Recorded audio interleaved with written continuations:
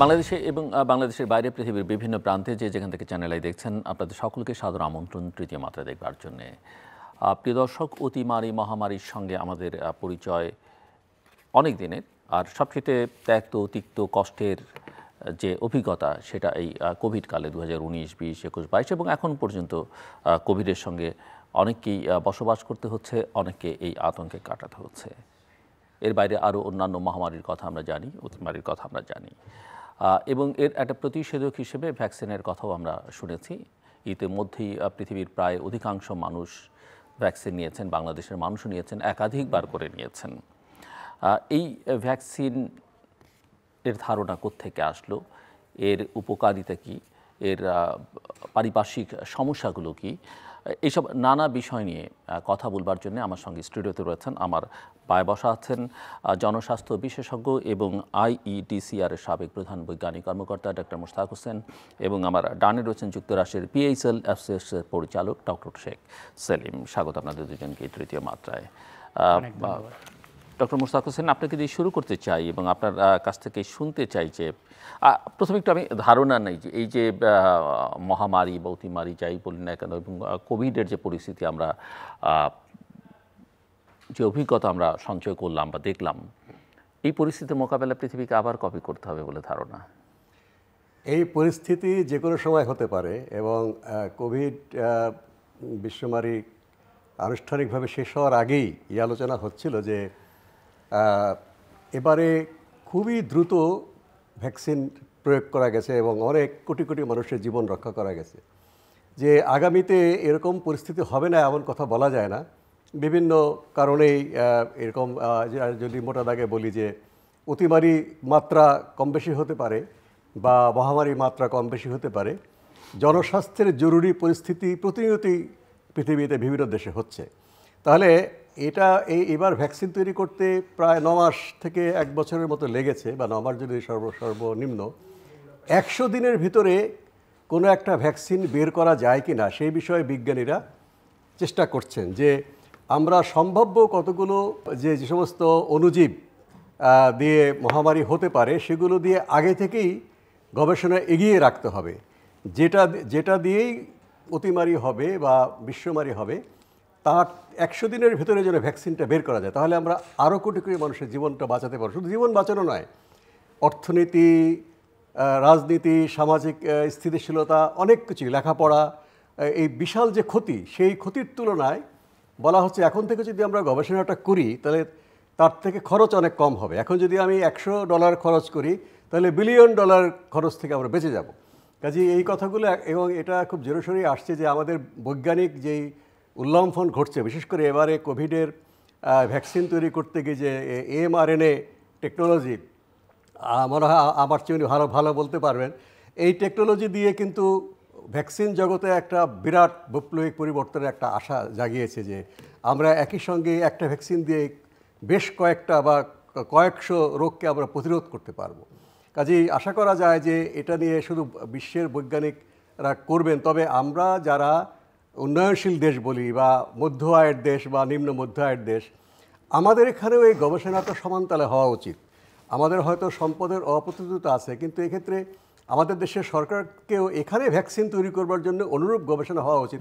কারণ আমরা দেখলাম যে বিশ্বমারীর সময় ভ্যাকসিন তৈরি হওয়ার পরে যারা এটা তৈরি করেছে, এই যে বৈজ্ঞানিক আবিষ্কারটা কিন্তু একেবারে আমাদের দেশে করতে পারে না তা না, আমাদের দেশেও কিন্তু শুরু হয়েছিল, কিন্তু পৃষ্ঠপোষকতার অভাবে এবং সবচেয়ে বড় কথা সরকারের সিদ্ধান্তের অভাবে এই ভ্যাকসিন তৈরিটা আমাদের এখানে এক সময় থমকে দাঁড়িয়েছে, আটকে গেছে। এটা যদি আমাদের এখানে আমাদের বিজ্ঞানীরা পৃষ্ঠপোষকতা পায় এবং আমাদের সরকার এখানে উদারভাবে অর্থনৈতিক সহযোগিতা করে, আমরা দেখেছি যে কোভিডের সময় থেকে ওই দেশের সরকারগুলো যেগুলো উন্নত বিশ্ব, তারা সরকারি তহবিল থেকেই তাদেরকে টাকা দিয়েছে। তোমরা চেষ্টা করো, টাকা যদি জলেও যায়, 10 জনেরটা জলে গেলে 1 জনেরটা মানে সফল হবে। তাই হয়েছে এবং তারা করে ফেলবে। কিন্তু ভ্যাকসিন তৈরি করার পরে তারা এটা পয়সা দিয়ে কিনে রেখেছে। আমরা অনেক কাকুতি মিনতি করেছি আমাদেরকে ভ্যাকসিন দাও। আমরা তো ভারতের সাথে চুক্তি ছিল, তারা করতে পারেনি এক পর্যায়ে, সেখানেই তারা একটা বিশাল ঢেউয়ের মধ্যে পড়ে গিয়েছিল। কাজে আমরাও, আমাদের বিজ্ঞানীরা কিন্তু বিদেশে গিয়ে একই গবেষণা করছে, আমাদের যে মেধা নেই তা না। কাজে আমাদের দেশেও যেন অনুরূপ ভ্যাকসিন নিয়ে গবেষণা করা যায় সেটারও পৃষ্ঠপোষকতা দরকার, এবং এখানে ভ্যাকসিন প্ল্যান্ট তৈরি করার উদ্যোগ নেওয়া হয়েছে। সেটা যেন থেমে না যায়, সেটা যেন আরও গতিশীল হয়ে এখানে ভ্যাকসিন তৈরি করার কারখানা এবং বৈজ্ঞানিক আবিষ্কার চলে, এবং বিশ্বের যারা বিজ্ঞানীরা এই কাজ করছেন তাদের সাথে সঙ্গতি রেখে তাদের সঙ্গে হাতে হাত মিলিয়ে আমরাও যেন এগিয়ে যেতে পারি। তাহলে আমাদের এখানে বিশ্বমারি হয়তো প্রতি বছর আসবে না, কিন্তু প্রতিনিয়ত নতুন নতুন ভাইরাস দ্বারা যে আমরা আক্রান্ত হচ্ছি, নতুন ব্যাকটেরিয়া আসছে এবং অ্যান্টিমাইক্রিবিয়াল রেজিস্ট্যান্স হচ্ছে, তার বিরুদ্ধে ঔষধ এবং ভ্যাকসিন তৈরি করার কাজটা যদি আমরা এগিয়ে যেতে পারি, তাহলে কিন্তু আমরা আমাদের দেশের সামাজিক অর্থনৈতিক উন্নয়ন, আমাদের জ্ঞান বিজ্ঞানের বিকাশ আমরা আরও দ্রুত এগিয়ে যেতে পারবো। আমি আসছি আবার আপনার কাছে ডক্টর শেখ সেলিম, একটু আপনার কাছে শুনতে চাই যে ভ্যাকসিন জিনিসটা আসলে কি? অনেক ধন্যবাদ ফার্স্ট অফ অল আমাকে আমন্ত্রণ করার জন্যে। খুব সুন্দর কোয়েশ্চেন। আমি চেষ্টা করব সাধারণ ভাষায় বলার জন্যে। ভ্যাকসিনটা হলো একটা প্রিপারেশন, এটা আমরা ইউজুয়ালি একটা সলিউশন আকারে তৈরি করি, এবং এটাতে থাকে যে এইজেন্ট, যে অণুজীব ইউজুয়ালি ডিজিজটা করে ওর অংশ অথবা এন্টায়ার অণুজীব বা তার অংশবিশেষ অথবা ওর ব্লু প্রিন্ট, যেটা উনি উল্লেখ করলেন যে mRNA ভ্যাকসিন এখন আমরা ব্লু প্রিন্ট ইউজ করি, তো ওটা দিয়ে এটাকে আইদার উইক করা, একটু দুর্বল করে, অথবা একটু চপ আপ করে কেটে, আমি সোজা বাংলায় বলছি, তারপর কিছু রাসায়নিক জিনিস দিয়ে আমরা একটা সলিউশন তৈরি করি। ওটা বডির ভিতরে দিলে আমাদের যে ইমিউন সিস্টেম আছে, ওই ইমিউন সিস্টেমটা যেই অণুজীব থেকে ওটা নেওয়া হয়েছে, ওই অণুজীবের ওই অংশটাকে অথবা পুরো নিলে ওই পুরোটাকে চেনে, এবং আমাদের বডি ফাংশন একটা ডিফেন্স আর্মি, আমাদের যে ডিফেন্স ডিপার্টমেন্ট আছে এভরি দেশের, তো ওইরকমভাবে কাজ করে।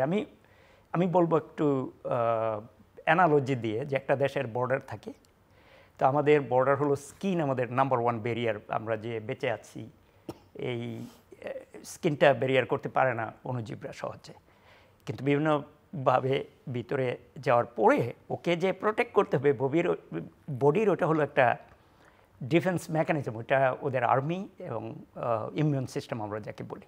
তো সুতরাং ওটা ও চিনে যায় ওই এজেন্টটাকে যে ডিজিজ করবে, সুতরাং ওর বিরুদ্ধে বুলেট তৈরি করে, যেটাকে আমরা অ্যান্টিবডি বলি, এবং আরও মেকানিজম আছে।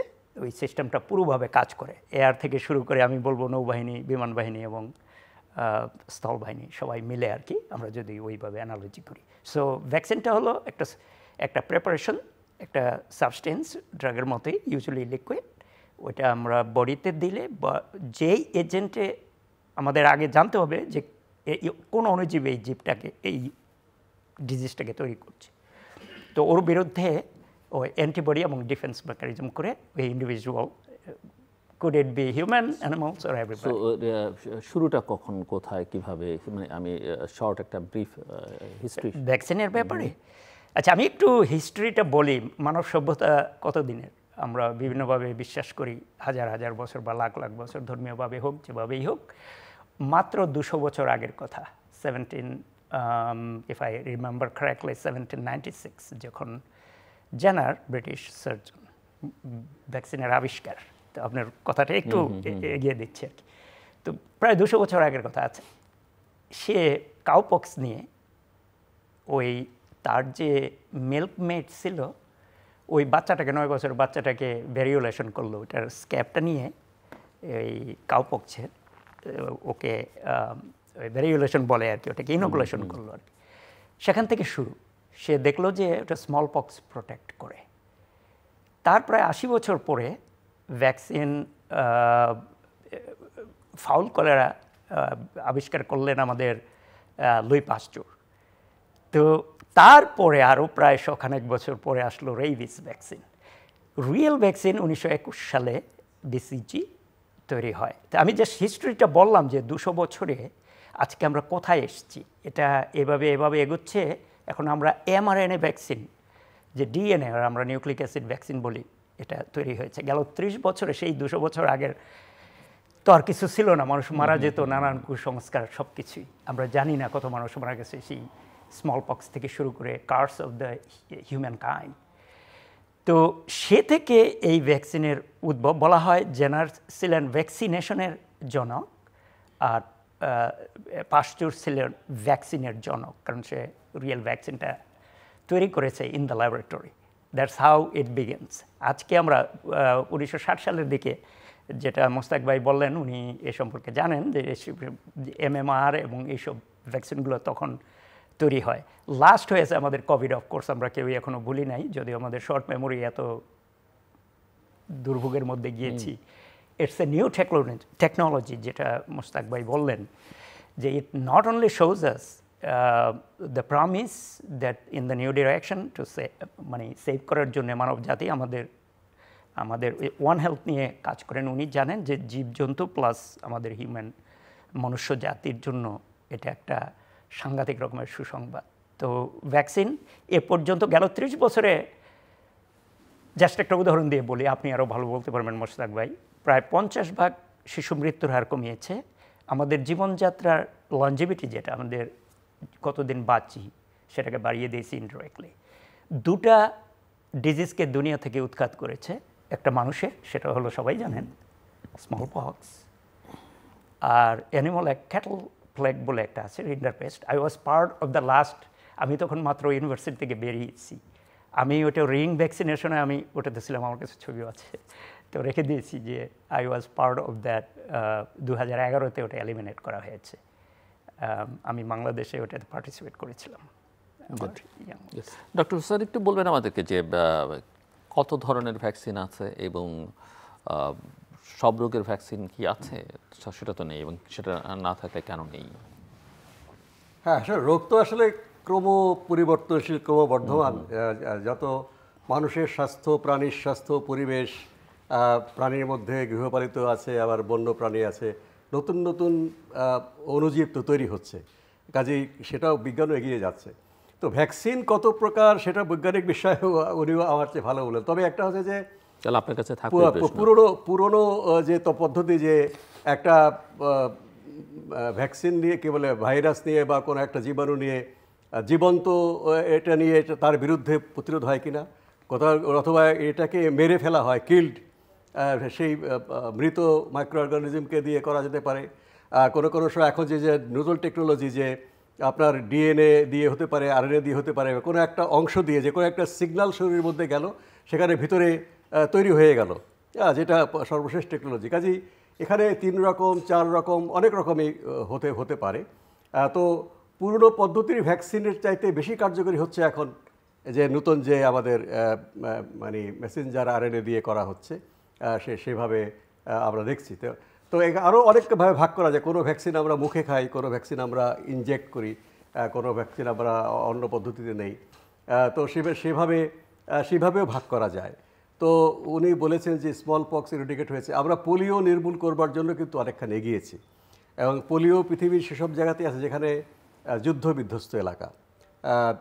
আমাদের এই এশিয়া, দক্ষিণ পূর্ব এশিয়া থেকে পোলিও উচ্ছেদ হয়ে গেছে, কিন্তু আমাদের মধ্যপ্রাচ্যে যুদ্ধ হচ্ছে, গাজাতে, সেখানেও পোলিও ভ্যাকসিনেশন বন্ধ হচ্ছে। আফগানিস্তানে ইদানিং হয়তো সেখানে যুদ্ধ নেই, পাকিস্তানের কোনো বর্ডারে সেখানে পোলিও আছে হয়তো, আফ্রিকাতে, মধ্য আফ্রিকার কোনো দেশে পোলিও আছে। পোলিওটাও হয়তো আশা করা যায় আগামী 10 বছরের ভিতরে পরিপূর্ণ নির্মূল হবে। সেটা হচ্ছে মুখে খাওয়ার ভ্যাকসিন।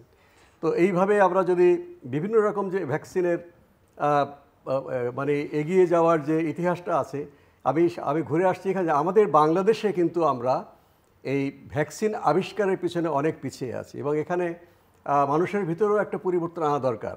যেমন গতবার যখন কোভিডের ভ্যাকসিন তৈরি করার চেষ্টা করেছে এখানে একটি অর্গানাইজেশন, শেষ মুহূর্তে সরকার বলল যে যদি ক্লিনিক্যাল ট্রায়াল হয়, ক্লিনিক্যাল ট্রায়ালে তো দুর্ঘটনা ঘটতেই পারে, কোনো একজন মানুষ বিপদে পড়তে পারে, তাহলে আমাদের এখানে যে ভ্যাকসিন নেওয়ার যে আগ্রহ মানুষের আছে, সেই আগ্রহ নষ্ট হয়ে যাবে। আমি মনে করি এই যুক্তিটা কিছুটা যুক্তি হলে পুরোপুরি যুক্তিটা না, একটা আমাদের মধ্যে রক্ষণশীল মনোভাব আছে যে আমরা বিদেশ থেকে ভ্যাকসিন কিনে নিয়ে আসবো, আমরা এখানে ভ্যাকসিন তৈরি করা কী দরকার। এটা কিন্তু আমাদের জন্য সঠিক পলিসি না। আমরা আমাদের যদি নিজের পায়ে দাঁড়িয়ে ভ্যাকসিন আবিষ্কার করবার জন্যে আমরা বিজ্ঞানীদের পিছনে আমরা বিনিয়োগ না করি, এবং ভ্যাকসিন নিজেরা তৈরি করবার বিষয়ে বেশ এগিয়েছিল, আমাদের এই কোভিডের পরে অভিজ্ঞতা থেকে একটা বেশ উদ্যোগ নেওয়া হয়েছিল। আমরা আশা করব যে সেখানে ওই যে বঙ্গভ্যাক্স নামে একটা বঙ্গভ্যাক্স তো আবিষ্কারের চেষ্টা, একটা হচ্ছে ভ্যাকসিন তৈরির চেষ্টা। সরকার যে প্রতিষ্ঠান এসেনশিয়াল ড্রাগ কোম্পানি লিমিটেড, তারা গোপালগঞ্জ বা মানিকগঞ্জ এসব জায়গায় তারা ভ্যাকসিন প্ল্যান্ট তৈরি করার চেষ্টা করছিল। এটা যেন পুরো মাত্রা এগিয়ে যায়। কারণ আশঙ্কা করা হচ্ছে যে 25-30 বছরের মাথাতে কোভিডের মতো বা কোভিডের চাইতেও আরও মারাত্মক বিশ্বমারি ছড়িয়ে পড়তে পারে। কারণ একটা হচ্ছে মানুষ এবং প্রাণীর একেবারে পাশাপাশি থাকছে তারা। আমরা প্রাণীর জায়গা দখল করে রাস্তাঘাট বানাচ্ছি, বাড়ি বানাচ্ছি, ক্ষেত খাবার বানাচ্ছি, ওদের যে ভাইরাস পড়ে আছে, ওদের যে ব্যাকটেরিয়া বা অন্যান্য মাইক্রো অর্গানিজম, তার সাথে মানুষেরটা মিক্স হয়ে যাচ্ছে, মিক্স হয়ে একটা নতুন জিনিস তৈরি হচ্ছে। অথবা আমরা যে বাণিজ্যিকভাবে মাংস উৎপাদন করবার জন্য মুরগির ফার্ম, গরুর ফার্ম বা অন্যান্য শুকরের ফার্ম তৈরি করছে, অন্যান্য প্রাণীর ফার্ম, সেখানে অনেকগুলো প্রাণী একসঙ্গে থাকে। সেখানে যদি নতুন কোনো ভাইরাস উদ্ভব হয়, মিক্স হয়ে যাচ্ছে মানুষের সাথে।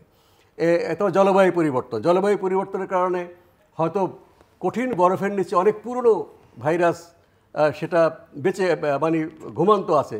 যখন এটা বরফটা গলে যাচ্ছে তখন সেটা কিন্তু আবার জীবিত হয়ে ফেরত আসার আশঙ্কা আছে। তো এই সমস্ত নানা কারণেই একটা আশঙ্কা আছে যে আমরা যেই অভিজ্ঞতা হয়েছে আমাদের এই কোভিড বিশ্বমারীর সময়, সেখান থেকে শিক্ষা নিয়ে আমরা যেন আগে থেকেই প্রস্তুত থাকি, আমাদের স্বাস্থ্য ব্যবস্থাটাকে সার্বজনীন স্বাস্থ্য সুরক্ষা আমরা নিশ্চিত করতে পারি।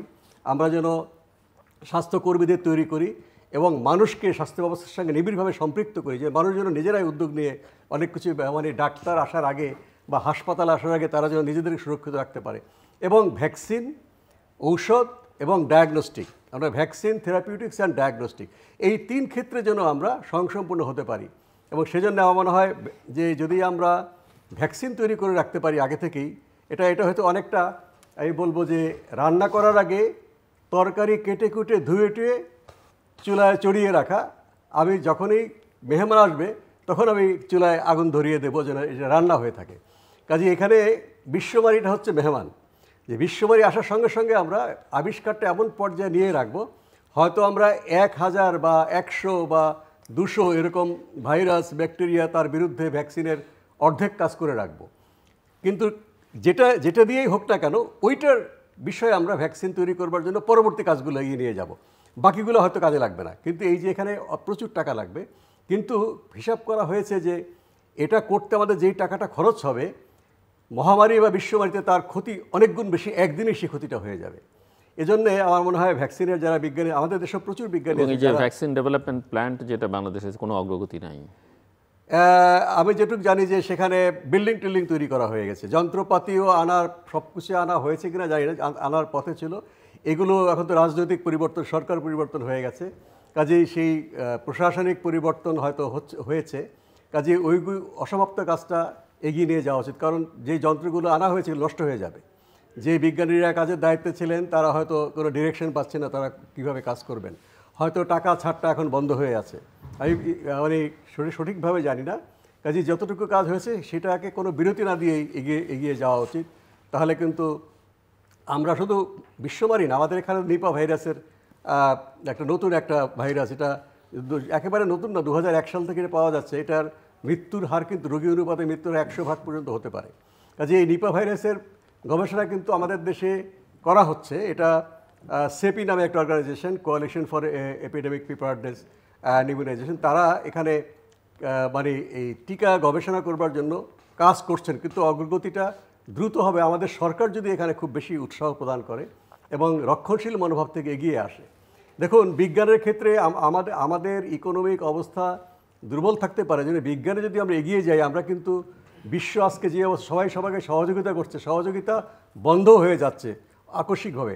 এই কোভিডের সময় কিন্তু কিউবাতে তারা নিজেরা ভ্যাকসিন তৈরি করেছে, কারণ কিউবার উপরে মার্কিন যুক্তরাষ্ট্র নিষেধাজ্ঞা আছে, কিন্তু তারা তো অনেক আগেই ভ্যাকসিন তৈরি করেছে। ইরানের উপর নিষেধাজ্ঞা ছিল, ইরানও কিন্তু নিজেরা ভ্যাকসিন তৈরি করেছে।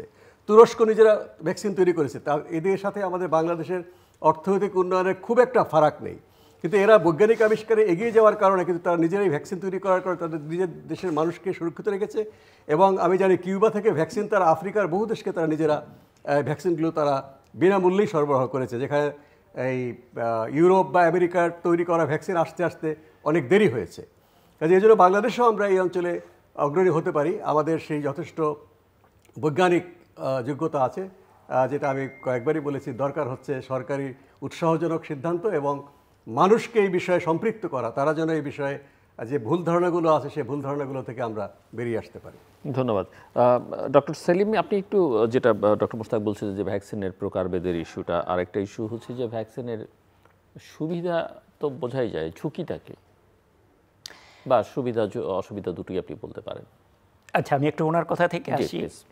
তো ভ্যাকসিনের প্রকারভেদ যেটা আমরা ইন টার্মস অফ ওই বলতে গেলে যেভাবে তৈরি করা হয়, এটা সাধারণ ভাষায় বলতে গেলে যে অণুজীবটা সাধারণত অণুজীব, আজকাল অণুজীব ছাড়াও ভ্যাকসিন হয়, সেটা পরে আমরা কথা বলবো। তো ওই অণুজীবটা যেটা রোগ তৈরি করে ওকে একটু উইক করা হয়, একে বলে live vaccine or attenuated vaccine. এটা এক প্রকার। আর উনি যেটা বললেন কিল্ড ভ্যাকসিন, যেটা আমাদের প্রথম থেকে শুরু হয়েছে, যেটা জেনার এবং কনভেনশনাল ভ্যাকসিন আমরা বলি, ওটাকে ওই অর্গানিজমটাকে কিল করে প্রসেস করে ওইটাতে প্রিপারেশনটা করা হয়। আর ওই যেটা প্রথম বললাম সেটা হলো অ্যাটেনুয়েটেড বা লাইভ ভ্যাকসিন। আর পরবর্তীতে ওই জার্মটার কিছু অংশ, যেমন এই কোভিডের ক্ষেত্রে হয়েছে, অংশ নিয়ে এটাকে সাব ইউনিট ভ্যাকসিন করা হয়। অলদো এই কোভিডের ক্ষেত্রে সেটা অন্যভাবে অন্য টেকনোলজি, এমআরএনএ টেকনোলজি করা হয়েছে। আর রিকম্বিনেন্ট ভ্যাকসিন ওইটা আরেকটু জটিলভাবে তৈরি করা হয়। সো মেইনলি বাজারে যেই ভ্যাকসিন আজকে মানুষ এবং অ্যানিমালের জন্য রয়েছে, সেখানে ইনঅ্যাক্টিভেটেড ভ্যাকসিন কিল্ড, আর হলো অ্যাটেনুয়েটেড যেটা লাইভ, আর হলো রিকম্বিনেন্ট ভ্যাকসিন, পলিস্যাকারাইড ভ্যাকসিন, ওগুলো আছে। কিন্তু প্রায়োরিটি হিসেবে যদি আপনি দেখেন বাজারে আমেরিকা থেকে শুরু করে বাংলাদেশে যেগুলো আছে, কিল্ড ভ্যাকসিন কনভেনশনাল, তারপর হলো অ্যাটেনুয়েটেড ভ্যাকসিন, এরপরে রিকম্বিনেন্ট ভ্যাকসিন, পলিস্যাকারাইড ভ্যাকসিনস, আর এই ধরনের আরও প্রকারভেদ আরও কিছু আছে, but these are the top ones. আর আমি একমত মোস্তাক ভাই যে কথাটা বললেন, ভ্যাকসিন সম্পর্কে অনেক কথা আছে যেটা মানুষের মাঝখানে দিতে হবে। প্রথম কথায় আসি, আমি রোটা ভাইরাসের উপর কাজ করেছি, যেহেতু আমি অ্যানিমাল সায়েন্টিস্ট। যে রোটা ভাইরাস এখন হিউম্যানে ভ্যাকসিন 1999 তৈরি হয়েছে, ওই রোটা ভাইরাস বহু আগে, কয়েক দশক আগে অ্যানিমাল থেকে এসেছে। ডক্টর মেবাজ, আমি তার সাথে কথা বলেছি এবং আমি ফার্স্ট রিপোর্ট করেছি যেটা বাংলাদেশের ক্যাটলে আছে। সেই রোটা ভাইরাসের জনক ডক্টর মেবাজ, আমি ওনার সাথে কথা বলতে পারি নাই, ক্যাপিকিয়ান বলে ওনার আর কোলিগ ছিলেন। তো এক সেমিনারে কথা বলেছি, উনি বলল যে একটা দেশে is the pioneer of this আবিষ্কার আর কি, একটা দেশে সাস্টেইনেবিলিটি আসবে না ভ্যাকসিনের যতদিন না, আমি ওনার কথাটাকে রিএমফাসাইজ করছি, যতদিন না ওই দেশ নিজে ওখানে তৈরি করবে। কারণ অনেক ব্যাপার আছে, এই সাস্টেইনেবিলিটির ব্যাপার আছে। বিভিন্ন দেশ থেকে কিছু কিছু ভ্যাকসিন আছে যেটার স্ট্রেন আমাদের এখান থেকে নিতে হবে। যেমন আমাদের ফুড অ্যান্ড মাউথ ডিজিজ অ্যানিমালের ক্ষেত্রে আমি জাস্ট একটা উদাহরণ দিচ্ছি। ওভারঅল এটা আপনি যে উদাহরণটা দিলেন আমার ওই দেশের কথা, যেটা উন্নত দেশ হতে হবে না, আমরা কোভিডে দেখেছি। এটা আমাদের মনে হয়, আমার যেটা মনে হচ্ছে আর কি, এখন আমার অভিজ্ঞতা ভ্যাকসিনোলজিতে, আমি ভেটেরিনারি ভ্যাকসিনোলজিতে আমি ডেভেলপ করেছি কিছু ভ্যাকসিন। তো আমার অভিজ্ঞতা থেকে যেটা মনে হয়, এটা পাবলিক প্রাইভেট পার্টনারশিপ থেকে শুরু করে non government organization, civil society organization, সবাইকে একটা ইউনাইট করে আমাদের এই জিনিসটাকে জনগণের মাঝখানে ছড়াতে হবে। কারণ হেসিটেন্সি যে কথাটা বলেছেন, ভ্যাকসিন হেসিটেন্সি দুনিয়ার সব জায়গাতে আছে। একটা কারণ আমি যেটা বলতে পারি যে ভ্যাকসিনের ক্ষেত্রে আর চিকিৎসার ক্ষেত্রে একটা বেসিক ডিফারেন্স আছে। ভ্যাকসিন নেওয়া হয় সুস্থ মানুষকে, আমরা অসুখ না হলে আমরা ওষুধ নিতে চাই না। তাছাড়া মোস্ট অফ দ্য ভ্যাকসিন এটা হলো ইনজেক্টেবল।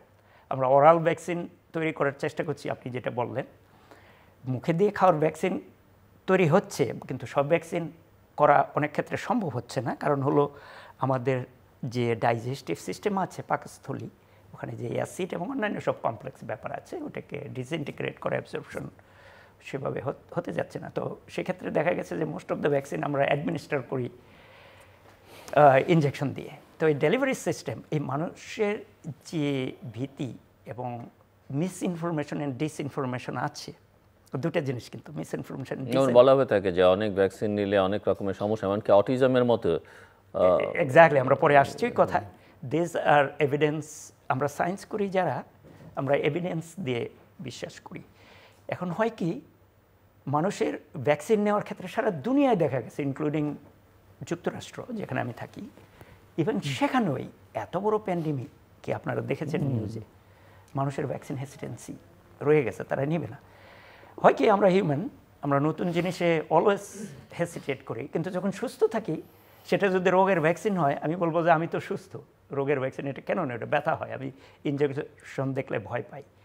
ওই ব্যথা আমার মনে আছে আমরা ছোটোকালে যখন স্কুলে গিয়েছি, আপনাদের আমলে হয়তো, আপনি তো আমার কিছুটা সিনিয়র, কিন্তু একই সময় ওই যে আমাদের যে কিসের ভ্যাকসিন, ওইটা টিবির ভ্যাকসিন যেটা ছিল স্কিনে দিয়ে দিতাম আমরা, যেদিন জানতাম যে স্কুলে আসছি স্কুল দিয়ে মেজরিটি পালিয়ে যেত, বলে আজকে টিকা দেওয়া হবে, যেটা ওই যে হ্যাঁ ওটা স্ক্র্যাপিং, সেটারও স্টোরি আছে। আগে আমরা হাতে নিতাম, তো যাই হোক আমি আপনার সময় নষ্ট করতে চাই না, এটা ফানি স্টোরি।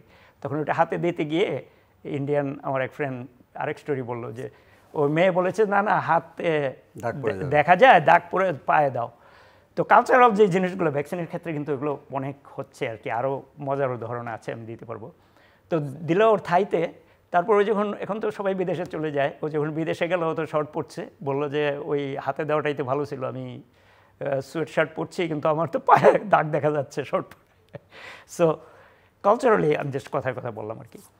সো আপনি যে কথাটা বললেন নিপা ভাইরাস ফর এক্সাম্পল, আমরা কি না করতে পারি, আমাদের রিসোর্স যেটুকু আছে, আমাদের দরকার এই partnership to aware the people, যে ফ্যাক্টটা কি, এভিডেন্স বেসড জিনিসটা কি।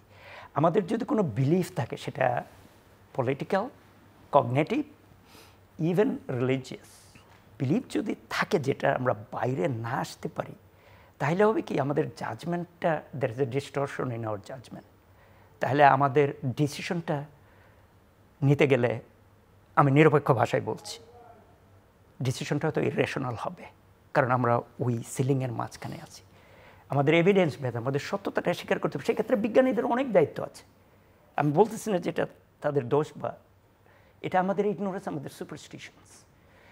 আমাদের যারা ভ্যাকসিন অ্যাপ্লাই করি, সে তৈরি করি, গবেষণা করি, প্রথম থেকে একেবারে ডিস্ট্রিবিউশন, অ্যাডমিনিস্ট্রেশন পর্যন্ত আমাদেরকে পাবলিকের সাথে ট্রাস্ট বিল্ড করতে হবে। ভ্যাকসিন শুনলেই মানুষের, আমি যে উদাহরণটা প্রাইমারিতে দিলাম আমাদের ক্ষেত্রে, আজও তাই আছে। ভ্যাকসিন বলে না, আমি আজকে যাই, ফ্লু ভ্যাকসিন নিবে না, না আমি ন্যাচারাল ইয়েতে বিশ্বাসী, ফ্লু ভ্যাকসিন আবার একটা সুই ঢুকাবে, কী দরকার, ফ্রি দিচ্ছে, আমি যেখানে থাকি ফ্রি দিচ্ছে, অনেক ক্ষেত্রেই নিচ্ছি না।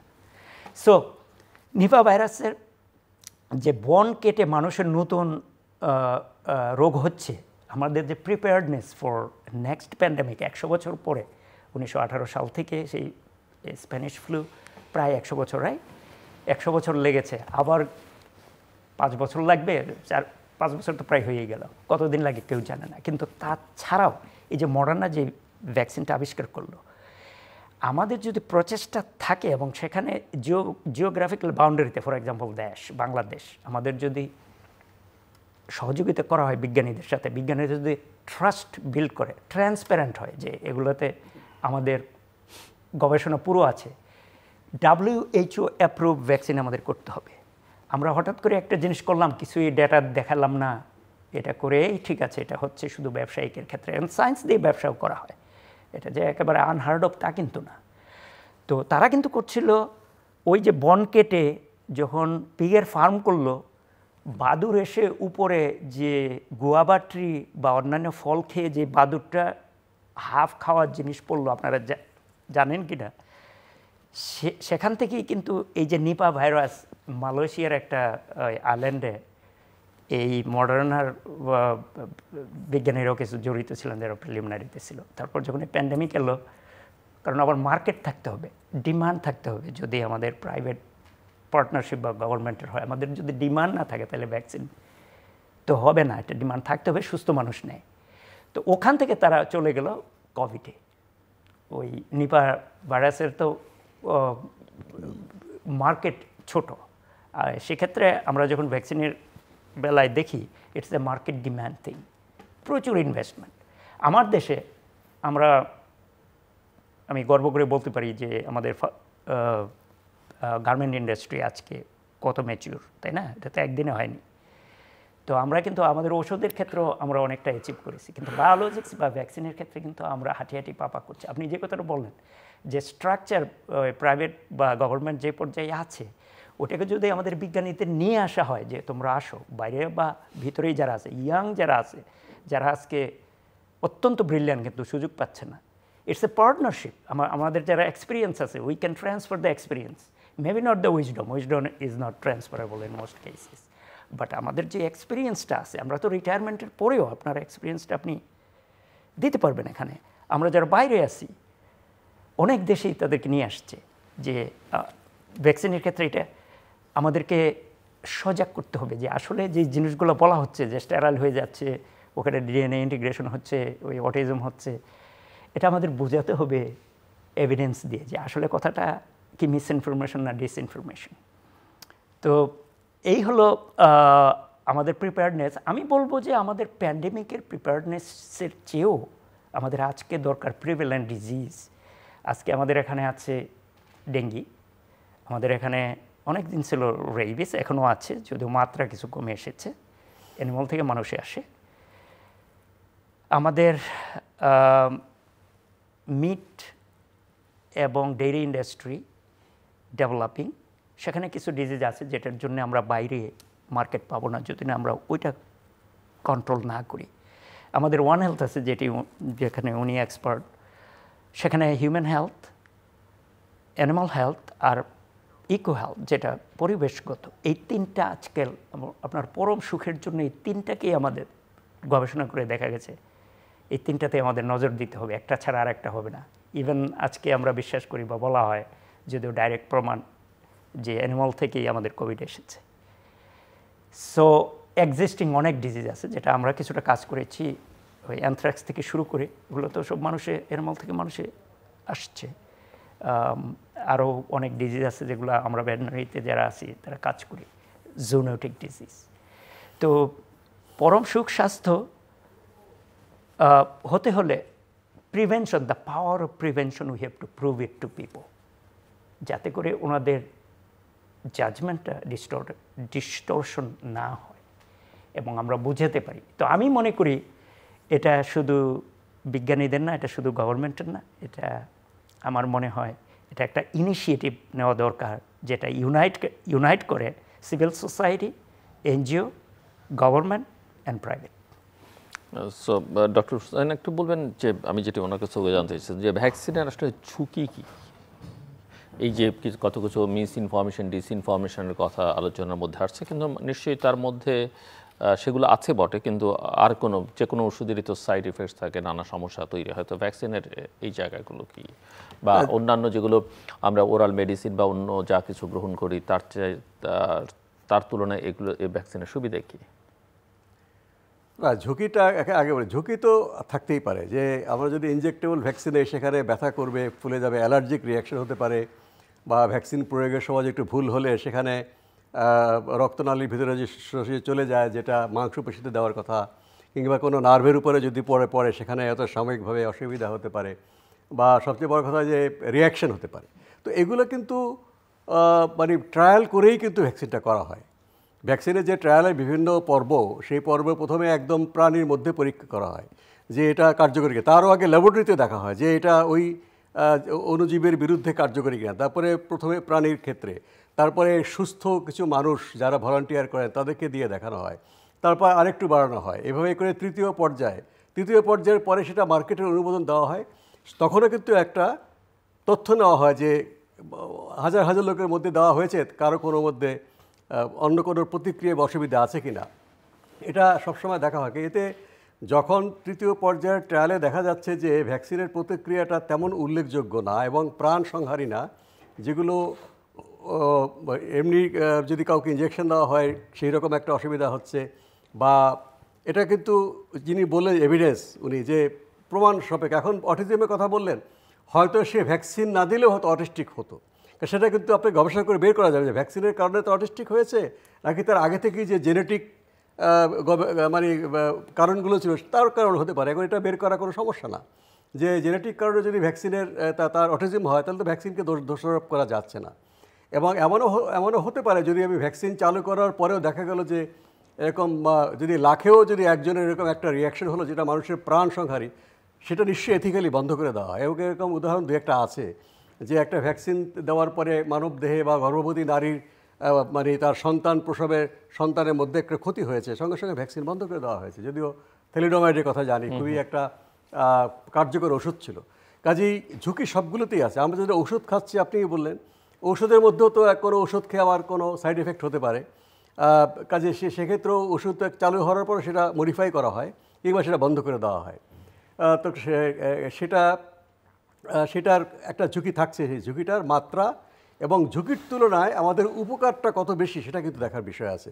যদি আমাদের হাজার হাজার মানুষ, লক্ষ লক্ষ কোটি কোটি মানুষের জীবন রক্ষা হয়, সেক্ষেত্রে যদি ঝুঁকিটা সেই পরিমাণে কম হয়, সেক্ষেত্রে কিন্তু সামাজিক অনুমোদন নিয়েই এথিক্যাল কমিটিগুলো সেটা অনুমোদন দেয় যে হয়তো 10 লাখে একজনের মধ্যে এটা হতে পারে, তারপর আমার জীবন বাঁচানোর জন্য সেটা করা উচিত। যে কোভিডের ভ্যাকসিনের যে দেওয়া হয়েছে অনুমোদনটা, যে দেখা গেছে যে এরকম কোনো খারাপ রিয়াকশন কোথাও হয়নি, এই পর্যন্ত কোনো পাওয়া যায়নি, ইতিহাস পাওয়া যায়নি। এবং কোভিডের যে তারা অনুমোদন দিয়েছে সারা বিশ্বের বিজ্ঞানীরা, বাংলাদেশের বিজ্ঞানীরাও সেই সব কমিটিতে ছিলেন। আমরা তো দেখলাম প্রমাণ যে এতে আমাদের অনেক লোকের জীবন বেঁচে গিয়েছে। আর ভ্যাকসিনের যে উপকারিতা বললেন, ভ্যাকসিনের যে একটা তো হচ্ছে যে কোনো সময় একটা সংক্রামক ব্যাধি ছড়িয়ে পড়তে পারে, যদি আমরা ভ্যাকসিন করি তো সেটা থেকে মুক্তি পেতে পারি। এখন আমাদের দেশে, আমাদের এখানে র্যাবিস জলাতঙ্ক আছে, প্রাণীর ভ্যাকসিন কিন্তু আছে এবং পুরোপুরি কার্যকরী। আমরা আমাদের দেশের যারা কর্তৃপক্ষ আছেন তারা এই যে আমাদের দেশে অনেক কুকুর বিড়াল, একই রোগের র্যাবিজ, হ্যাঁ, সেটা কিন্তু দেওয়া যায়। এগুলোকে অর্গানাইজ করে আমাদের সমস্ত কুকুরকে যদি আমরা র্যাবিজ ভ্যাকসিনে, কুকুর হত্যা করতে হয় না। আমরা একসময় কুকুর হত্যা করতাম, এখন প্রাণী যারা সংরক্ষণ তারা বলছে ভ্যাকসিন যখন আছে, ভ্যাকসিন দিয়ে আপনি সেই কুকুরগুলোকে একটা ডিসিপ্লিনে নিয়ে আসেন, তাহলে তো ও কামড়াবে না। তার র্যাবিজ না থাকলে তো সে মানুষকে দংশন করবে না। অ্যানথ্রাক্স কথা উনি বলেছেন, অ্যানথ্রাক্সেরও কিন্তু আপনার গবাদি পশুর যে ভ্যাকসিন, সেটা কিন্তু আমরাও তৈরি করতে হবে, অনেক কম খরচ। তাহলে আমরা এই যে এত কম খরচের ভ্যাকসিনটা, আমরা যে সমস্ত অ্যানথ্রাক্সের সিজন যখন আসে, এই বর্ষাকালে ছড়িয়ে পড়ে, আমরা তার আগেই তো ভ্যাকসিন দিতে পারি সবাইকে। এখানে তো সরকারকে এখানে অর্থ বরাদ্দ করতে হবে, কারণ এই লাইভ স্টকের মাঠ পর্যায়ের কর্মী অনেক কম। মানুষ এবং প্রাণীর যেই ঘনত্ব বাংলাদেশে, মানুষের চেয়ে প্রাণীর ঘনত্ব বেশি। মানুষের জন্য তো এমনি আমাদের স্বাস্থ্যকর্মী কম, তার চেয়ে আরও অনেক কম হচ্ছে আমাদের প্রাণী সম্পদ বিভাগের মাঠকর্মী। সেখানে তাদেরকে অস্থায়ী ভিত্তিতেও তাদের কাজ করানো যায়, বা যারা রেড ক্রিসেন্টের কর্মী আছে তাদেরকেও কাজে লাগানো যায়। আমরা যখন কোভিডের ভ্যাকসিন দিলাম, আমরা তো একটা বিরাট অংশ স্বেচ্ছাসেবকদেরকে আমরা কাজে লাগিয়েছি, যারা সাকসেসফুলি সারা বাংলাদেশে এই কোভিডের ভ্যাকসিনটা হয়েছে। কাজেই এই যে সমস্ত রোগের ভ্যাকসিন ইতিমধ্যেই আছে, বাংলাদেশে প্রস্তুত করা যায়, সেগুলো আমাদের ভ্যাকসিনটা দিয়ে দেওয়া উচিত। কারণ আমরা মানে মাংসে স্বয়ংসম্পূর্ণ, কিন্তু সেই মাংসে যদি অ্যানথ্রাক্স থাকে, মানুষ তো সেখানে ক্ষতিগ্রস্ত হতে পারে। কিংবা এখানে গবাদি পশু থেকে, উনি প্রাণী সম্পদ বিজ্ঞানী ভালো বলবেন, যে টিবি হতে পারে। তারপরে এখানে আরও কিছু আমরা প্রাণীবাহিত রোগ, এখন তো আমি বলি 70% নতুন নতুন রোগ হচ্ছে প্রাণীবাহিত। আমাদের বাংলাদেশে আমরা অ্যানথ্রাক্স বলি, তারপরে আপনার এই যে নিপা ভাইরাস বলি, টিবির কথা বললাম, এখান থেকে আসতে পারে। তারপরে ইনফ্লুয়েঞ্জা, আমাদের এই যে নতুন যে ইনফ্লুয়েঞ্জা, যেটাকে আমরা বলি প্যান্ডেমিক পোটেনশিয়াল H5N1, সেটা মানুষ এখানে মাত্র 8 জন আক্রান্ত হয়েছে, 1 জন মারা গিয়েছে। কিন্তু আমাদের দেশের মুরগি, শুধু আমাদের দেশ না, সারা বিশ্বেই মুরগির ব্যাপক হারে এখানে ছড়িয়ে পড়েছিল। আমাদের এখানে তো প্রায় কোটিখানেকের মতো আমাদের মুরগি হত্যা করতে হয়েছে, কারণ এটা যেন ছড়িয়ে না পড়ে। সেখানেও কিন্তু আমরা যে ভ্যাকসিন তৈরি করতে পারি, এবং কিছু ভ্যাকসিন দেওয়া হয়েছে, এই জন্য পরে মুরগি নিধন বন্ধ হয়েছিল। এইগুলো আমাদের, যেগুলো আমরা প্রিভেন্ট করতে পারি, যে সমস্ত রোগকে আমরা প্রতিরোধ করতে পারি ভ্যাকসিন দিয়ে, তাহলে তো আমাদের এই অ্যান্টিবায়োটিক খাওয়া লাগছে না। আপনি জানেন যে ভালো করে, যে আমরা যথেচ্ছভাবে অ্যান্টিবায়োটিক খাওয়ার কারণে অ্যান্টিবায়োটিক বিরুদ্ধে প্রতিরোধী জীবাণু তৈরি হয়েছে। ফলে আপনি অনেক দামি দামি অ্যান্টিবায়োটিক খেয়েও কিন্তু রোগ ভালো না হওয়ার একটা আশঙ্কা আছে। এটা একটা ভবিষ্যৎ মহামারীর অন্যতম উপাদান হতে পারে, যে আপনার অ্যান্টিমাইক্রোবিয়াল রেজিস্ট্যান্স, যে ঔষধ প্রতিরোধী জীবাণু তৈরি হচ্ছে। যদি আমরা ভ্যাকসিন দেই, তাহলে কিন্তু আমাকে অ্যান্টিভাইরাল, অ্যান্টিবায়োটিক, অ্যান্টিফাঙ্গাল এগুলো আমাদের খেতে হচ্ছে না। ফলে আমরা আরও অনেক কম ঝুঁকিতেই আমরা একটা বড় ঝুঁকি থেকে আমরা বেঁচে যেতে পারি। এবং আমাদের বাংলাদেশে যে শিশু মৃত্যুর হার কমে গেছে ড্রামাটিক্যালি, আমাদের এখানে যেটা মিলেনিয়াম ডেভেলপমেন্ট গোল, সেটা আমরা এই 2 জায়গায় অর্জন করতে পেরেছি। এবং যে এখন যে টেকসই উন্নয়ন লক্ষ্যমাত্রা 2030 সালের মধ্যে আমাদের শিশু মৃত্যুর হারটা কিন্তু এখনও আমাদের যে আমরা বলি যে ট্র্যাকে আছে। এটা আমাদের যেই বিশ্বে যে লক্ষ্যমাত্রা দিয়েছে আমরা তার কাছেই আছি। এটা কিন্তু সম্ভব হয়েছে এই ভ্যাকসিন দেওয়ার মাধ্যমে। আমাদের যে স্বাস্থ্য বিভাগ সবার সহযোগিতা, ইপিআই, তারা বাচ্চাদেরকে ভ্যাকসিন দিয়েছে। এবং আমাদের দেশের মানুষ কিন্তু এই যে কোভিডের ভ্যাকসিনও দিয়েছি, খুব একটা কিন্তু আমাদের এখানে বাধা ছিল না। সামান্য কিছু সেটাও সহায় হয়, কিন্তু দেখা গেল যে উন্নত দেশ আমেরিকাতেই যে পরিমাণে ভ্যাকসিন তারা রিফিউজ করেছে, বাংলাদেশে কিন্তু অনেক এর চেয়ে অনেক বেশি মানুষ ভ্যাকসিন নিয়েছে। এদিক দিয়ে আমাদের দেশের মানুষের মধ্যে একটা সহযোগিতামূলক আছে, একটা আমাদের দেশের স্বাস্থ্যকর্মীদের, আমাদের দেশের সরকারগুলো এবং জনগণের একটা অবদান আছে। যেখানে আমাদের ভ্যাকসিন ট্রায়াল করতে বা নতুন ভ্যাকসিন তৈরি করতে মনে হয় না খুব একটা অসুবিধা হবে। এটা একটা আমরা অজানা আতঙ্কে ভুগে ভ্যাকসিনের যে আবিষ্কার করার যে চেষ্টাটা একটু স্লথ হয়ে আছে, এটা ঠিক না। আমার মনে হয় যখন বেশ উৎসাহ দেখেছি আমরা যখন কোভিডের ভ্যাকসিন দেওয়ার জন্য কাজ শুরু হলো, কিন্তু যারা উপরের জায়গায় আছে তাদের মধ্যে হেজিটেন্সিটা বেশি ছিল। মানুষ হয়তো আগ্রহ করেছে যে ভ্যাকসিনটা আমাদের দেশে তৈরি হলে আমরা স্বয়ংসম্পূর্ণ হব, কিন্তু যারা নীতি নির্ধারণ করবেন তাদের মধ্যে অজানা শঙ্কা, কোনোটা যৌক্তিক কোনোটা অযৌক্তিক। এটা আমাদের না হলে কিন্তু আমরা এখানে বৈজ্ঞানিক আবিষ্কার নিয়ে এগোতে পারবো না। মানে নীতি নির্ধারকদের সেই জ্ঞানটা আছে, মানে নীতি নির্ধারণী পর্যায়ে যারা আছেন তারা যথেষ্ট না একজন লোক রাখেন কি না, একজন লোক হয়তো সব জ্ঞান রাখা সম্ভব নয়, কিন্তু যিনি জ্ঞান রাখেন তার মতামতটা তো শুনতে হবে এবং খোলা মনে শুনতে হবে, তাহলে তো এগিয়ে যায়। কিন্তু আমি যদি বিজ্ঞানীদের উপর আমার ধারণা চাপিয়ে দিই তাহলে সেখানে বিজ্ঞান বিকশিত হবে না। এটা খোলামেলা আলোচনা করেই তো আমরা মানুষকে এই বিষয়ে বা সচেতন করে তাদেরকে জানিয়ে, সচেতন কথাটা একটু আমি আপত্তিকর যে মানুষকে আমরা অসচেতন মনে করছি। হয়তো তিনি একটা জিনিস জানেন না, আমি জানি, আবার আমি অনেক জিনিস জানি না, সেটা উনি জানেন না। এই যে পারস্পরিক জ্ঞান বিনিময়ের মাধ্যমে কিন্তু আমরা পারস্পরিক সহযোগিতা, জনগণের সহযোগিতা কিন্তু বাংলাদেশে নানা সময় দেখা গেছে। এটা কিন্তু আমাদের দেশের মানুষ অনেক অনেক উদার। তারা কিন্তু যুক্তির কথা, সমাজের সবার ভালোর কথা, সমাজের সবার ভালোর জন্য যদি আমার নিজের ক্ষতিও হয়, সেরকম একটা উদারনৈতিক মনোভাব কিন্তু আমাদের দেশের মানুষের আছে। কাজেই এটা মনে করা ঠিক না যে আমাদের দেশের জনগণ ক্লিনিক্যাল ট্রায়াল করলে যে 2-1টা দুর্ঘটনা ঘটলে তারা এটা বিরুদ্ধে যাবে, আমার মনে হয় না। কাজেই এই বিষয়ে আমাদেরকে আরও খোলা মনে, উদার মনে এগিয়ে যাওয়া উচিত। জি, ডক্টর সেলিম, আপনি বলবেন। এবং আমি দুটো জাস্ট শেষ মুহূর্তে যেহেতু আমরা দুটো প্রশ্ন যোগ করে দিতে চাই। একটা হচ্ছে যে ভ্যাকসিনের ক্ষেত্রে বাংলাদেশের একটা ভালো ফাউন্ডেশন তৈরি করবার জন্য কী করা দরকার। একটা হচ্ছে যে আমাদের এখানে একসময় টিকাদান কর্মসূচির একটা ভালো ক্যাম্পেইন ছিল, সেটা এখন খুব একটা দেখা যায় না। তো একটা শক্তিশালী টিকাদান কর্মসূচি কীভাবে করা যেতে পারে এবং সেই ক্যাম্পেইনটাও কীভাবে হতে পারে? ফার্স্ট অফ অল উনি অনেকটা কভার করেছেন এবং উনি ভ্যাকসিন অ্যাডমিনিস্ট্রেশনে আই থিঙ্ক ডিসিআর একটা ভূমিকা পালন করেছে। বাংলাদেশ কোভিডের সময়ে, আমাদের অতিমারির সময়ে যে সাফল্য দেখিয়েছে, সাধুবাদ জানাই আমি, কারণ আমি সারাউন্ডিং দেশের খবর নিয়েছি। আমাদের যে ইপিআই প্রোগ্রাম আছে বাংলাদেশের, উনি মোস্তাক ভাই ভালো বলতে পারবেন, it's a very successful programme এবং খুবই সুন্দর একটা ইনফ্রাস্ট্রাকচার যেটাকে আমরা ইউজ করতে পারি।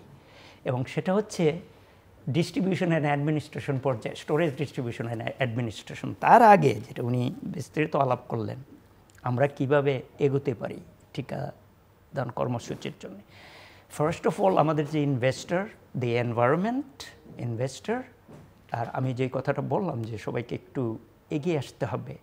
রাষ্ট্রনীতি, আমাদের অনেক কিছু আছে রাষ্ট্রের, যেমন পাওয়ার সাপ্লাই একটা ব্যাপার আছে, এটা আনইন্টারাপ্টেড পাওয়ার, যেটা হয়তো অ্যাডজাস্ট করে নিয়েছে আমাদের গার্মেন্ট ইন্ডাস্ট্রি। একটা ডিফারেন্স আমাদের মেন্টালিটিও, যারা ইনভেস্ট করবেন, যারা প্রাইভেটে আছেন, যারা এটাতে আসেন, বাইরের ইনভেস্টমেন্ট আমি জানি না, কিন্তু ভিতর থেকে অনেক ইনভেস্টমেন্ট সম্ভব। কারণ আমাদের এখানে আমরা দেখেছি সাকসেসফুল সার্টেন ইন্ডাস্ট্রিতে, যেমন of course garments and ship building, যেটা জাহাজ তৈরির আছে। তো অসম্ভব কিছুই না, আমরা ফার্মাসিউটিক্যালি অনেক এগিয়ে আছি। আবারও বলছি যে বায়োলজিক্স বা ভ্যাকসিনে আমাদের এগিয়ে আসা সম্ভব। আমার মনে হয় দিস ইজ দ্য টাইম, এই সময়টা। কিছু ইনফ্রাস্ট্রাকচার আছে, পলিসি বা যে কোনো কারণে ইনভেস্টমেন্টের কারণে স্থবির হয়ে আছে। এখানে যেটা করতে হবে, ইন মাই অপিনিয়ন, যে আমাদের যে ইয়াং জেনারেশন আছে বিজ্ঞানীদের একটু প্ররোচনা দিতে হবে ইনভেস্টমেন্টের মাধ্যমে যে তোমরা আসো who is interested in that let's get experts let's unite আমি আবার ওই কথাটাই বলছি যে বিভিন্ন সংগঠন যে গভর্নমেন্ট থেকে শুরু পিপিপি থেকে শুরু করে আমাদের এনজিওর অভাব নেই তারাও এগিয়ে আসবেন অন্যান্য সোসাইটিও এগিয়ে আসবেন তো আমাদের যেটা করতে হবে মেন্টালিটি চেঞ্জ আমাদের একটু মানুষকে মিস আর ডিসইনফরমেশন না দিয়ে ট্রু অ্যাওয়ারনেস আপনি যেটাকে সচেতনতা বলতে চাচ্ছেন না এগ্রি আমাদেরকে এই বার্তাটা দিতে হবে যে সত্যি ঘটনাটা কি ভ্যাকসিনের ব্যাপারে কেন আমরা আসলে যা মনে করছেন তা না একসময় ফ্যামিলি প্ল্যানিং এরকমই ছিল একসময় এই কী বলবো যে স্মল পক্স যেটা আজকে নেই ভ্যাকসিনের বদৌলতে হাজার না লাখ না মানব সভ্যতার কোটি কোটি হয়তো নিঃশ্বাস হয়ে গিয়েছে অথবা পঙ্গু হয়ে গিয়েছে অন্ধ হয়ে গিয়েছে সেটা আজকে ভ্যাকসিনের মাধ্যমে 100% এফিকেসি এটাকে দুনিয়া থেকে বিদায় করা হয়েছে এক্সেপ্ট স্টোরেজ আছে ফ্রান্সে আর কয়েকটা জায়গায় এটা আর নাই দুনিয়াতে যেমনটি আরেকটা ডিজিজ অ্যানিমালের ক্যাটল ফ্ল্যাগ আমি যেটা বললাম রিন্ডারপেস্ট সো যে কথাটা হচ্ছে তৈরি করার জন্যে যে এদেরকে যারা ইনভেস্টর আছেন ওনাদের বুঝতে হবে যে এক ইন্ডাস্ট্রি থেকে আর ইন্ডাস্ট্রিতে যদি আসেন এখানে R&D বলে একটা জিনিস আছে এটার গবেষণা করতে হবে এটা একটু different than mental set up of other industry অন্যান্য শিল্প থেকে এটার রিটার্ন অন ইনভেস্টমেন্ট একটু ডিলেড বাট মোর সাস্টেইনড কথার কথা যে হয়তো 5 বছর লাগতে পারে আমার একটা গবেষণাগার তৈরি করতে হবে সায়েন্টিস্টদের ওখানে দিতে হবে আমার দেশের তুলনায় আমার দেশের অনেক কিছু আছে যেখানে একটা কাস্টমাইজ করতে হবে টেইলর মেড ভ্যাকসিন তৈরি করতে হবে আমি যেখানে ভ্যাকসিন নিয়ে কাজ শুরু করেছিলাম বিজ্ঞানী হিসেবে যুক্তরাষ্ট্রে আমরা ওই কাস্টম ভ্যাকসিন তৈরি করতাম এখনও করি কিন্তু ওইটা আর লাভজনক হয় না তো আমরা রোগটা থেকে জীবাণু সংগ্রহ করে এনে মেবি আমরা কাস্টম ভ্যাকসিন তৈরিও একটা সাইড হতে পারে কিন্তু ওখানে একটু গবেষণার দরকার ওখানে কোয়ালিটি কন্ট্রোলের দরকার it is not like other industry যখন লোহা লক্কর নিয়ে ওটাকে গ্যালভানাইজ করে আমরা শিপ তৈরি করতে পারি আমি জাস্ট সোজা ভাষায় বললাম আর কি সুই সুতা নিয়ে বা অন্যান্য গবেষণার ফল মেশিন নিয়ে আমরা সেট আপ করে ওটাকে একটা প্রোডাক্ট তৈরি করতে পারি বাট ওইটা এটার চেয়ে অনেক ডিফারেন্ট এই ব্যাপারটা আমাদের বুঝতে হবে আমরা জীবন নিয়ে কাজ করছি ওই অণুজীবটা যে প্রথমে কয়েকটা ধাপ আছে যে আমাদের একটা কনসেপ্ট তৈরি করতে হবে কী কী রোগ আমাদের আছে এই দেশে যেটার ভ্যাকসিনের দরকার আমি ফর এক্সাম্পল বলতে পারি আমাদের বহুদিন ধরে ডজনখানেক ভ্যাকসিন আমরা তৈরি করি অ্যানিমালের প্রায় মনে হয় কয়েক ইফ নট 50-এর কাছাকাছি ভ্যাকসিন হবে আমার মনে হয় জানি না আপনি বলতে পারবেন মোশতাক ভাই বাংলাদেশে যে হিউম্যানে দেয়া হয় বা কয়েক অ্যাটলিস্ট গোটা 20 মনে হয় হবে অ্যানিমালে অ্যাবাউট 12 ডজনখানেক ভ্যাকসিন বাংলাদেশে কিন্তু তৈরি হয় কিন্তু সেটা অনলি ডিমান্ডের মেবি 30% অর সো আমার কাছে রিয়েল ডেটা নেই কিন্তু আমি যতদূর জেনেছি রিলায়েবল সোর্স থেকে ওই জিনিসগুলো যেটা অলরেডি আছে ওখানে কিছু গবেষণা করে নতুন টেকনোলজি নিয়ে ওকে এনহ্যান্স করা যায় আমরা বিদেশ থেকে এনে এটাকে আমরা বলি ফিল অ্যান্ড ফিনিশ ওরা এটা তৈরি করতে আমরা এখানে বটলিং করি কিন্তু সেক্ষেত্রে আমাদের দেখতে হবে যাদের কাছ থেকে আনি ওটা WHO ওয়ার্ল্ড হেলথ অর্গানাইজেশনের অ্যাপ্রুভ কিনা ওটা ট্রান্সপারেন্সি আছে কিনা ওটাতে যে যেভাবে ডেটাটা নেওয়া হয়েছিল আমি তো এখন যদি আমার টাকা থাকে আমি হয়তো কন্ট্যাক্ট করলাম আরেকটা দেশে যে আমার এই ভ্যাকসিনের দরকার আমি তো জানি আমার ভ্যাকসিনের দরকার হিউম্যান ডিজিজ আছে অ্যানিমাল ডিজিজ তো আসি যেখান থেকে আমরা অনেক ডিজিজ আমরা আলোচনায় আজকে বললাম কতগুলো ডিজিজ তো আমার মনে হয় এটা ইনভেস্টমেন্ট কোঅপারেশন এবং একটু টাইম সাপেক্ষ হতে হবে কিন্তু এটা সম্ভব এখন যারা নতুন বিজ্ঞানী আছে ওদেরকে আমাদের প্ররোচনা দিতে হবে আমাদের এক্সপিরিয়েন্সটাকে ট্রেনিং এডুকেশন এটার একটা পুরো প্রফর্ম আমাদের তৈরি করতে হবে যে ইন্ডাস্ট্রিগুলো আছে কী দরকার আমাদের প্রায়োরিটি করতে হবে 3-4টা স্টেজ আছে ভ্যাকসিনের আমরা একটা প্রোটোটাইপ তৈরি করব আগে একটা ডিজিজের প্রোটোটাইপের পরে আমরা একটা পাইলট তৈরি করব এগুলো কিন্তু সবগুলো স্টেজ সময় লাগে পাইলট স্টেজটাতে যদি ওটা কাজ করে তাহলে আমরা ওটা এক্সপ্যান্ড করব ইন্ডাস্ট্রিতে। এক্সপ্যান্ড করলে আবার ওই ধর্ম থাকে কেন, ওই যে ফেজ 1 ফেজ 2 ফেজ 3 যেটা অল এন্ড ফেজ 4, ওটা দেওয়ার পরেও আবার আমাদের ফার্মাকোভিজিলেন্স করতে হবে। এই জিনিসগুলো আমাদের অ্যাকসেপ্ট করতে হবে এবং এটা সম্ভব। ধনী রাষ্ট্র লাগে না। We need mentality, investment, policy. These are the thing that we need. জি, ধন্যবাদ। Doctor Mushtaq Hossain, closing remarks.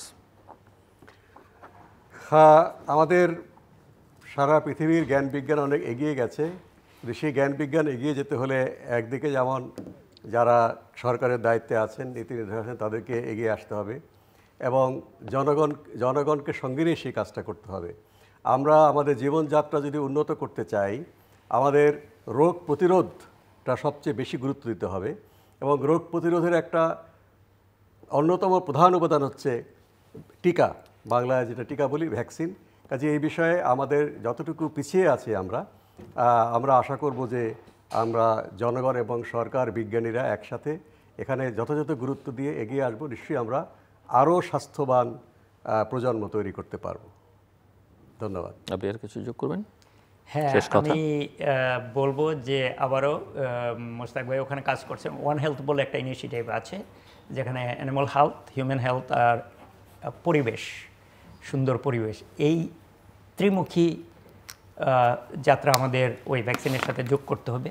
আমরা জানি ভ্যাকসিন আমাদের জীবনের নট অনলি ডিজিজ কমিয়েছে, আমাদের লাইফ এক্সপেক্টেন্সিও বাড়িয়ে দিয়েছে। এটা ধ্রুব সত্য। আমরা ডিজিজ নির্মূল করেছি, যেগুলো মানব সভ্যতার সাংঘাতিক রকমের বিপর্যয়, মৃত্যু ডেকে এনেছিল। তো মোট কথা যে এভিডেন্স, যে বিজ্ঞান আমাদেরকে আজকে এখানে নিয়ে এসেছে, ভ্যাকসিন তার ফল আমাদের রোগ এলিমিনেশন এবং আমাদের জীবনযাত্রার মানের জন্যে প্রিভেনশন ইজ বেটার দেন কিউর। আমরা কথাটা ছোটোকালেই শিখেছি, আজকেও ট্রু, ভবিষ্যতে ট্রু হবে, অতীতেও ছিল ট্রু। দর্শক, অনুষ্ঠানের শেষ প্রান্তে আমরা সামাজিক যোগাযোগ মাধ্যম ফেসবুক, এক্স এবং ইউটিউবে তৃতীয় মাত্রা লাইভ স্ট্রিম হচ্ছে আপনারা দেখতে পারেন। টেলিভিশনের পর্দায় দেখতে না পারলে যে কোনো সময় যে কোনো স্থান থেকে ইউটিউবে তৃতীয় মাত্রা চ্যানেলটি সাবস্ক্রাইব করে পুরনো পর্বগুলো আপনারা দেখতে পারেন। ডক্টর শেখ সেলিম এবং ডক্টর মুশতাক হোসেন, অসংখ্য ধন্যবাদ এই আলোচনায় অংশ নেওয়ার জন্য। দর্শক, আমাদের যে কারো রোগ হতেই পারে এবং রোগ হলে আমরা চিকিৎসা নেই, নানা রকমের ঔষধ সেবন করি, কিন্তু রোগটা না হলে সবচেয়ে ভালো হয় এবং রোগ প্রতিরোধকের জন্য আমরা নানা রকমের ব্যবস্থা গ্রহণ করতে পারি আমাদের লাইফস্টাইলে, খাদ্যাভ্যাসে, এবং বিশেষ বিশেষ রোগের জন্য ভ্যাকসিন অত্যন্ত গুরুত্বপূর্ণ। এবং ভ্যাকসিন কোনো রোগ পৃথিবী থেকে চিরতরে নির্মূল করেছে। কাজেই এটাকে অত্যন্ত গুরুত্বপূর্ণ বিবেচনা করা দরকার। এটা নিয়ে নানা রকমের অসত্য বা মিথ্যে প্রচারণা আছে, প্রোপাগান্ডা আছে, মিস ইনফরমেশন, ডিসইনফরমেশন, যাই বলে না কোনো ফেক নিউজ, রিউমার, এগুলো থেকে নিজেদেরকে দূরে রাখতে হবে। সবচেয়ে বড় কথা হচ্ছে বাংলাদেশের জন্য, আমার অতিথিরা বলছিলেন যে বাংলাদেশে ভ্যাকসিন ডেভেলপ করা সম্ভব এবং কিছু কিছু ক্ষেত্রে হচ্ছেও। এটাকে আরও প্রসারিত করা দরকার। এর জন্য সদিচ্ছা এবং সরকারের যারা দায়িত্বে আছেন বা নীতি নির্ধারক আছেন, তাদের নীতিগত সহায়তাটা এক্ষেত্রে অত্যন্ত গুরুত্বপূর্ণ। আরেকটা হচ্ছে যে শক্তিশালী টিকাদান কর্মসূচির বাংলাদেশের জন্য দরকার এবং এর একটা প্রচারণা অত্যন্ত শক্তিশালী একটা সময় ছিল কোনো ভ্যাকসিনের ক্ষেত্রে, সেটা আরও জোরালো করা দরকার। আমাদের সঙ্গে থাকবার জন্য অসংখ্য ধন্যবাদ। আপনাদের সবার জন্য শুভকামনা।